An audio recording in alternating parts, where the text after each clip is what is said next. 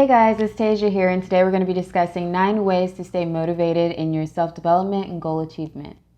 The first way to stay motivated in your goals is to write them down and make them visible. A lot of times our goals start off as a what if, like what if I did ballet, or what if I started eating salads for lunch? And so I structure my goal list in a what if format, and so it's just what if, and then whatever comes to your mind, just write it down and type it, print it, whatever. Just make sure that it leaves your head. Once you write these goals down, make sure that you put it somewhere visible instead of just, writing them down in a notebook and then not visiting that notebook or the list for like another 3 months. Just put it somewhere where you will constantly see it and be reminded of your vision on a regular basis.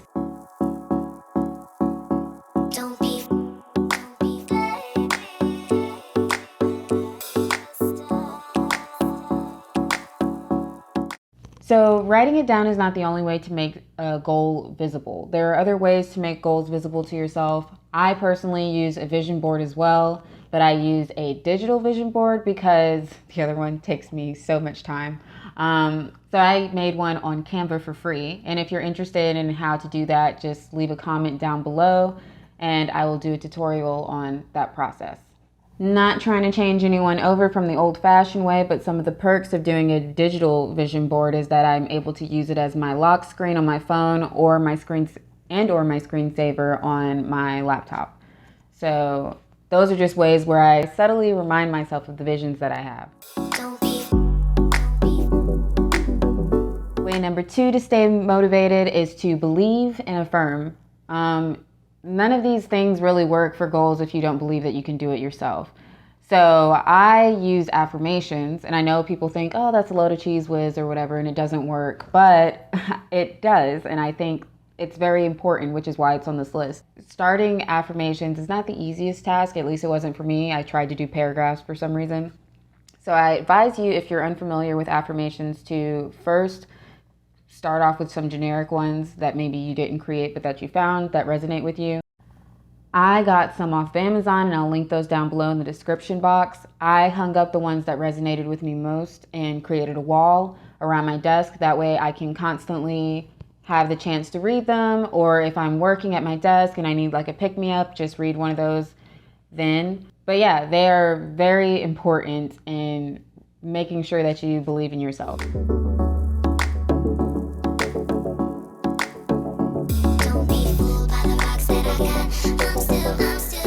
However, reading affirmations from affirmation cards is not the only way to, strengthen your beliefs in yourself or affirm yourself. I also listen to sermons on YouTube. I listen to podcasts that are positive, and I also listen to self-help books in an audiobook format. These are all ways that you put positive impacts because they're always telling you, to get your crap together, and it's kind of motivational if you're not beating yourself up for it. So if you are interested in the audiobooks, but you don't necessarily want to pay for every single audiobook, because I know that was a limitation of mine, then there's audiobooks for free along with ebooks for free that you can borrow, like using a library system on this app called Libby, and all you'll need is a library card.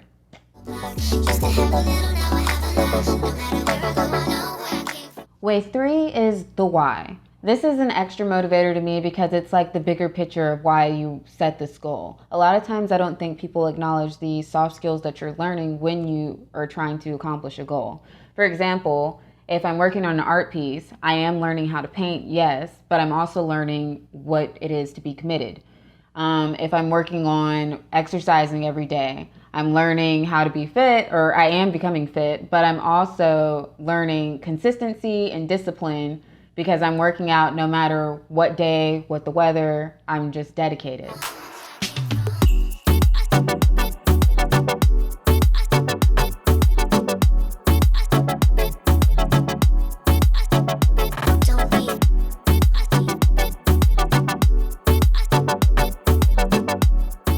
Way 4 is reward systems. This should honestly be higher up on the list because I feel like a lot of people use this. The main thing to do here is to make sure that your goal coincides with your reward instead of your reward going against your goal. What I mean by this is if your goal is to eat nourishing foods, then you do not want to, after eating nourishing foods for a week, Be like, oh, my reward is that I'm going to buy a bunch of junk food now because I've earned this. Make sure that your reward would be something like, oh, I've been eating nourishing meals. Maybe I'll get a healthy cookbook so that I can, inspire myself for more meals. Or maybe I'll get a kitchen gadget to make things easier as far as meal prepping. These are some ways that your reward can encourage your goal instead of counteracting it. Way 5 is community. So what I mean by this, you can have accountability partners or just positive people that are pushing you on towards your goals. For example, if you are trying to get back into reading, maybe make it more fun by joining a book club. I always realize that a lot of times the goals that I have for myself, if I add other people into it, it kind of makes it more fun. There are a few that you probably want to do on your own, but most of the stuff, I think if I add in another person, it makes it more fun. If you're in an environment right now where you don't necessarily have a bunch of people around you, where you can, use your community to accomplish some of your goals, we are living in the age of the internet, and I'm sure that you can find some solution online. I personally, some of my virtual and physical communities have come from church, Meetup, and even Goodreads. So they're out there, and I'm sure you can find something that will help bring you around inspiring people that are pushing you to complete your goal. Way number 6 is to break it down into small steps. People don't just build houses in a day or go on a traveling expedition in a day. These things take planning, and they're very big goals, but if you break them down, they seem more achievable. Way 7 is having a minimum. A lot of people always have a maximum, but nobody ever thinks to really have a minimum. And so your maximum might be like, oh, I'm going to work out an hour every day. Whereas the minimum is like, oh, if I can't work out an hour every day because life happens, I'm going to at least work out 15 minutes a day. That way I'm still consistent and I don't just completely fall off this wagon that I've been on. I think this way is also very important as a reminder that everyone is human and life happens, and you're not always going to meet your maximums. So don't beat yourself up about it. Just consider this like your plan B. If all else fails, I'm at least doing this.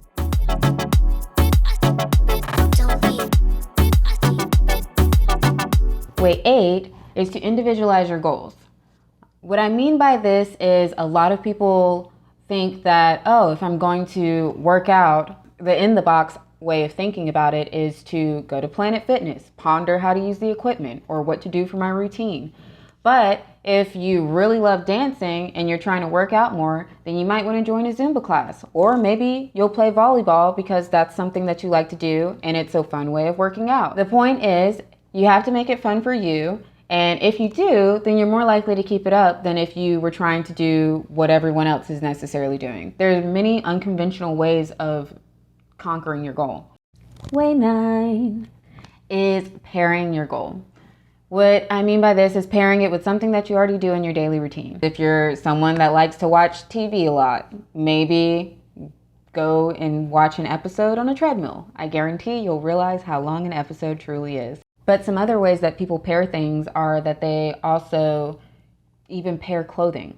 And one of the ways that you would pair exercise clothes is, if I'm wearing exercise clothes today, I have to exercise. If I'm not going to exercise today, then I have to dress up nicer and put on some, my best. So these are just some of the ways to keep you motivated in your journey of self-discovery and self-development.